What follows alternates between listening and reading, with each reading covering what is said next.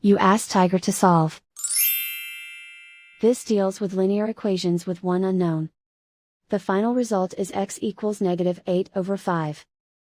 Let's solve it step by step. Simplify the expression. Break up the fraction. Simplify the arithmetic. Isolate the x. Multiply both sides by 13x. Expand the parentheses. Multiply the coefficients.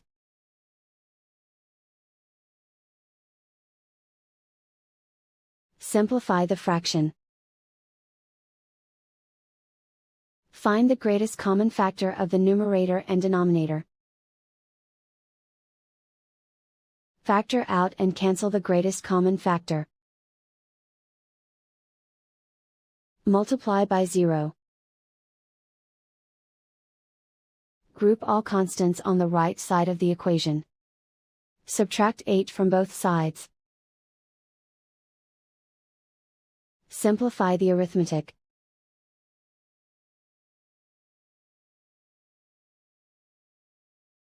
Isolate the x. Divide both sides by 5. Simplify the fraction.